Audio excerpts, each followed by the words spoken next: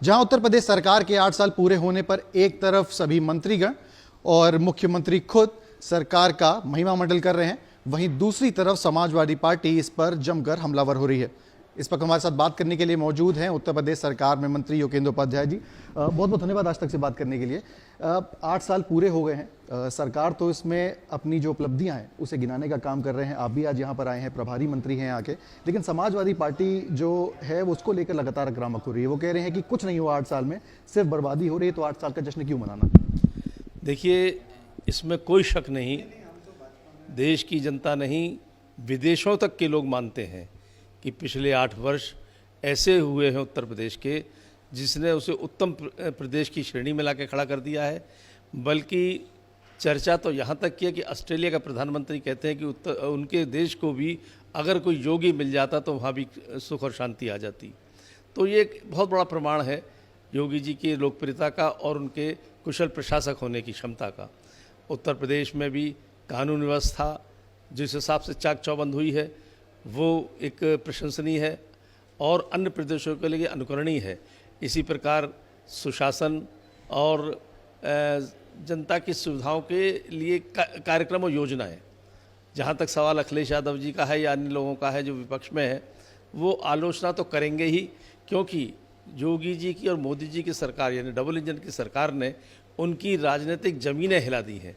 उनको बिल्कुल स्पष्ट हो गया है कि आने वाले 20 सालों तक अब उनको कहीं जनता पूछने वाली नहीं है, क्योंकि उनका भी ट्रैक रिकॉर्ड देख चुके हैं वो लोग, जिनके ट्रैक रिकॉर्ड में माफिया निर्द्वंद होते थे। आज माफिया या तो जेल में है या इलाका छोड़ गए हैं, और अगर उन्होंने टकराने की कोशिश की है तो ऊपर चले गए हैं। तो इन सब के कारण उनको लोग आज जब तुलनात्मक अध्ययन करते हैं तो उत्तर प्रदेश में योगी जी की सरकार को महत्व देते हैं। आप उच्च शिक्षा मंत्री भी हैं, आपके विभाग की अगर बात करी जाए तो क्या लगता है ऐसे क्या कार्य रहे हैं जो सरकार ने इन 8 सालों में सबसे अच्छे से पूरे किए हैं, और ऐसे कौन से काम बचे हैं जिन्हें आने वाले समय में आप पूरा करें।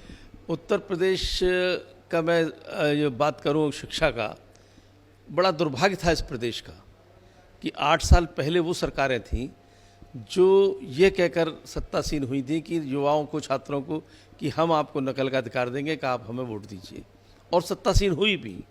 और उस व्यवस्था ने उत्तर प्रदेश की शिक्षा व्यवस्था को चौपट किया, बंटाढार किया। योगी जी को ऐसी चौपट शिक्षा व्यवस्था मिली, योगी 1 में उसको ट्रैक पर लाए, पटरी पर लाए और उपलब्धियां हासिल की। देखिए कितने आश्चर्य की बात है कि जो देश 70 साल से ऊपर हो गया आज़ादी को, और उसके सबसे बड़े प्रदेश में 18 कमिश्नरीज हैं, 6 कमिश्नरी ऐसी थी जहां पर सरकारी विश्वविद्यालय नहीं था। ये दूसरे हमारे विपक्ष की सरकारों की शिक्षा के प्रति जागरूकता है, चिंता कहिए।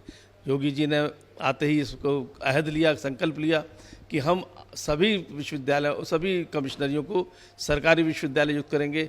8 वर्ष में 8 सरकारी विश्वविद्यालय खुलना एक उपलब्धि है। इसी प्रकार शिक्षा अंतिम पायदान तक पहुँचे, उच्च शिक्षा अंतिम पायदान तक पहुँचे। उत्तर प्रदेश में पिछले 3 वर्ष में 19 निजी विश्वविद्यालय बने हैं, और उत्तर प्रदेश में जो योगी सरकार का कानून व्यवस्था चाक चौबंद हुई है उसके वजह से यहाँ निवेशक आए हैं। राष्ट्रीय और अंतर्राष्ट्रीय ख्याति प्राप्त विश्वविद्यालय उत्तर प्रदेश के अंदर आए हैं। चंडीगढ़ विश्वविद्यालय, JSS विश्वविद्यालय, एक लंबी श्रृंखला है ऐसी। एक तो ये कि शिक्षा का प्रसार भी हुआ और अच्छे अच्छे शिक्षा केंद्र यहाँ खुले। अब उसको और विस्तार देने के लिए उनका अगला संकल्प है कि हर जिले में एक विश्वविद्यालय खुले। तो जो असीमित जिले हैं उनमें संस्थानों को प्रोत्साहन देने के लिए उत्तर प्रदेश शिक्षा प्रोत्साहन नीति लाए हैं 2024। उसमें आकर्षक इंसेंटिव्स हैं, जो वहाँ पर खुलने संस्थान आएंगे उनको इंसेंटिव्स दिए जाएंगे। इस तरह अंतिम छोर तक। अब मैं गुणवत्ता की बात करता हूँ। ये तो प्रसार की बात हुई। गुणवत्ता में आज उत्तर प्रदेश, इससे पहले योगी जी की सरकार से पहले एक भी विश्वविद्यालय नेक ग्रेडिंग में A ग्रेड में भी नहीं था। आज उत्तर प्रदेश में सर्वाधिक ग्रेड प्राप्त विश्वविद्यालय हैं, चाहे वो इंटरनेशनल ग्रेडिंग हो, चाहे एशियन ग्रेडिंग हो, चाहे नेशनल ग्रेडिंग हो या UGC की ग्रेडिंग हो। आज उत्तर प्रदेश में यदि मैं आपको गिनाना शुरू करूं तो UGC ग्रेड 1 में 3 सरकारी विश्वविद्यालय, international QS international world ranking में 2 विश्वविद्यालय, ऐसे ही एशियन रैंकिंग में 3 विश्वविद्यालय, नेक रैंकिंग में A++ में 6 विश्वविद्यालय सरकारी और A+ में 4 विश्वविद्यालय सरकारी और 7 विश्वविद्यालय निजी। एक लंबी श्रृंखला बनी है। उत्तर प्रदेश में उच्च शिक्षा का स्तर बढ़ा है। जहाँ तक NEP का सवाल है, NEP को मैं अगर 3 सूत्रों में बांधूँ पूरे NEP की व्यवस्थाओं को, तो इसमें जो योजना दी गई है, शिक्षा को संस्कार से जोड़ना, शिक्षा को रोजगार से जोड़ना और शिक्षा को तकनीक से जोड़ना। तो जहाँ तक शिक्षा को तकनीक से जोड़ने का सवाल है, आज हर छात्र के हाथ में टैबलेट या स्मार्टफोन देने की व्यवस्था योगी जी ने की है। हर महाविद्यालय और विश्वविद्यालयों में वो स्मार्ट लैब, स्मार्ट क्लासेस और AI से आच्छादित शिक्षा, ये सब दे रहे हैं हम।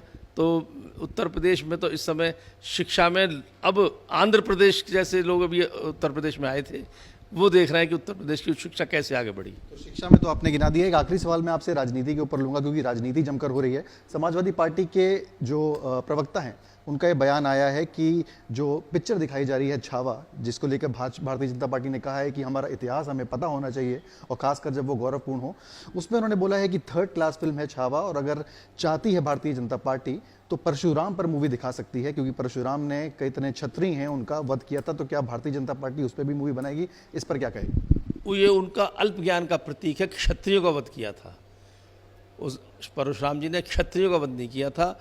जो आतताई किस्म के लोग थे, यानी उस समय के माफियाज थे, उनका वध किया था और उनके वध के बाद देवतुल्य लोगों को सत्ता सौंपी थी। उनका जो तुलसीदास जी का एक चौपाई है कि बहुल बार मोहि देवन दीनी, तो कई बार इस धरती पे जो देवता तुल्य थे उनको दिया था। तो इसलिए ये उनका सोच गलत है, पहली बात। और दूसरी बात, जो हमारे इस युग के एक आइकॉन हैं, उनकी फिल्म दिखाना इसलिए ज़रूरी है कि आने वाली नस्लें उनसे प्रेरणा ले सकें। हमारे आइकॉन शिवाजी हैं, हमारे आइकॉन राणा सांगा हैं, हमारे आइकॉन राणा प्रताप हैं, ये सब लोग, महारानी लक्ष्मीबाई हैं। इनके आइकॉन कौन है? औरंगज़ेब। इनके आइकॉन है कौन है?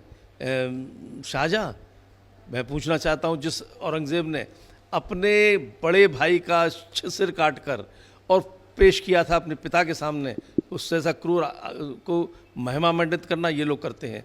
और इन्हीं के एक MP ने राणा सांगा को गद्दार कहा, जिसने पूरे दुनिया का सबसे बड़ा योद्धा के देखो युवा तो राणा सांगा हुए हैं, जिन्होंने 80 घाव उनके तन में थे और एक एक अंग था, यानी एक हाथ नहीं था, एक पैर नहीं था, एक आंख नहीं थी, एक कान नहीं था, और फिर भी युद्ध लड़ते थे और अपने जीवन में सिर्फ एक युद्ध हारे, वरना सब युद्ध जीते हैं। ऐसे राणा सांगा को उनके एक MP ने गद्दार कहा है। ये जनता उनको समझ रही है कि तुष्टीकरण की पराकाष्ठा में वो ये भूल गए कि हमारे आइकॉन कौन है और हमारे जिनको इतिहास ने दुत्कारा है वो कौन है। तुष्टीकरण की राजनीति है। ये थे उत्तर प्रदेश सरकार में मंत्री योगेंद्र उपाध्याय, जिन्होंने जमकर समाजवादी पार्टी पर निशाना साधा है और उनको जवाब दिए हैं। वीडियो जर्नलिस्ट शुभम शुक्ला के साथ सिमर चावला, आज तक।